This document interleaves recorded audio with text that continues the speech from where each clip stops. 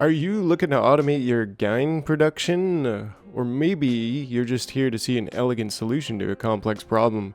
Whatever it is, it's not genes, it's gynes, okay? Let's go! So first, let's cover the easy solution. So if you're just here to find the easiest, mostly works solution, this will be it. But I'll describe why the easiest solution doesn't cut it for me.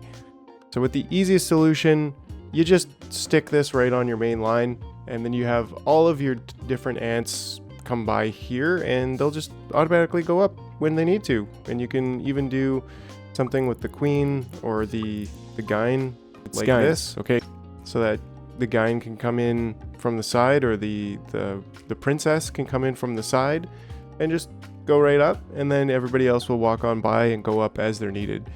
Now, the reason why this doesn't work for me is that I don't want drones on the main line, which you could also have drones on the same princess line coming from the side, but I also don't want to have unlimited bulb ants, and I actually don't want to have regular worker ants on the main line anyways. I just want iron worker ants only.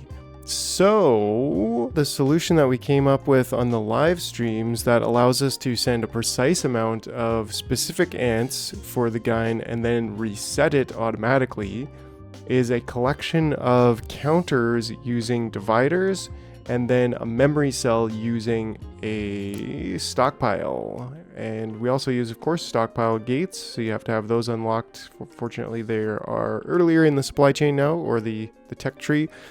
But yeah, what's going on here? Well, the first thing is that you're counting, right? So in this case, actually over here on the left side, I'm counting to 30 using 5 and then 3 and then 2.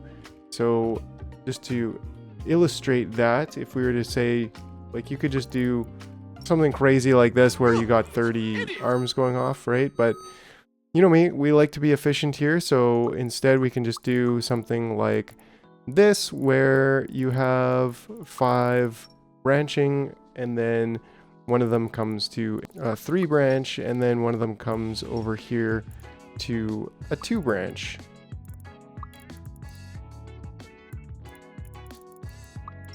Right, and so that's a very simple version of what we have over there.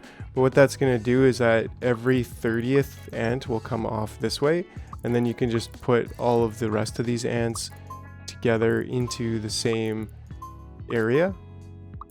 They can just all go off into their merry way onto the same exact endpoint, right? So that's what we have going on over here. So here we have all of the ants going on this path, but every 30th ant is going to come through here, and they're going to pick up from here, which is currently empty, and they're going to put it on this stockpile. And then this gate is going to say when this stockpile is less than 1, which it's actually a less than or equal to, I believe, or no, it is a pure less than. The greater than with the stockpile gate is actually a greater than or equal to. And so this gate will only be open when this is 0, and right now it's not currently open. The little latch is up, so they cannot pass and come into here. Now, one important to note about this is that you need to have a timer gate or a counter gate to make sure that only one ant is in kind of this first path at a time, because you need to make sure that there's only one ant in this part of the path at once. So I'm doing that here with a simple timer gate with 7 seconds, so that only once every 7 seconds, which is the longest, a little bit more than the longest time that an ant can be walking through this section, so that in the case that it is the 30th ant, he can go and move his token over there before another ant comes through here. And then this one's just 15 seconds because we only have 2 bulb ant making machines. So we can only process 1 ant every 15 seconds anyways. So I just put that as 15 seconds. So then that's one half of it. The other half of it is over here. We have a check gate, and this part can be anywhere, which is nice. But these are actually checking, well, first I'm actually checking that there's enough light bulbs, 20 or more light bulbs. So you don't want to restart the system unless you have enough light bulbs for it.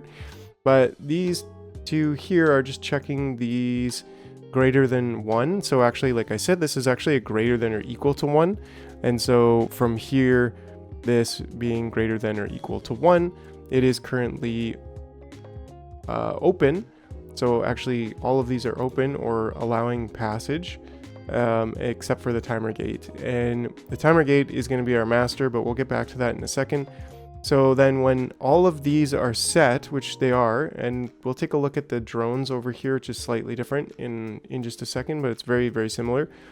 And so these 3 stockpiles are counting how many ants we have for bulbs, how many ants we have for regular workers, and then how many drones we let pass for the princess making, and then for the actual cocoon. And yeah, so right now they're in the state of completed, and that's why these gates are good to go. And then when this timer gate shows up, and then we also have a counter gate just to make sure that there's only 1 ant in this area at once. But yeah, so once this counter gate's up, all the stockpiles are in their full position. An ant will come in here, and I'm also checking to make sure it's not an old ant. But yeah, an ant will come in here, then it'll take the energy ball. It's just being used as a token. It'll take that off and put it in this stockpile. And then similarly, this one will get put into that stockpile. This one will get put into that stockpile. And then he'll leave. And that's going to effectively reset these systems so that, and then all of these dispensers are pointing to that one stockpile. At first you got to point it to a different stockpile, you know, to load the system, but that will reset the system so that it can allow more passage of ants to go through. So I think it's a very simple and elegant solution to the automating Gynes problem. And just as the final note here on this one, you're gonna have, I have this actually sending the first one to go and be squished and make the princess, and then 10 go the other way. Well, actually 9 go this path and don't hit the switch, and then the 11th ant in this series goes by and picks up their token and puts it on the stockpile, and so that will set that. Again, I have a timer gate here just to make sure that there's only 1 ant kind of going through this little part of the system at once.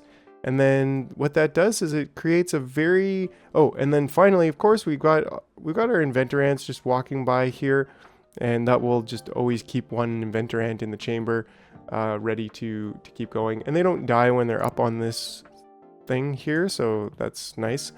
But yeah, then that way we have an automated Gynes system. And the last thing I guess worth mentioning is that also the benefit of this is it really brings everything down to this timer gate. So if I wanted to disable it altogether, I could say like 1,000 minutes, which would never really activate realistically. But right now it's 10 minutes, so I'm making like 1 Gyne every 10 minutes.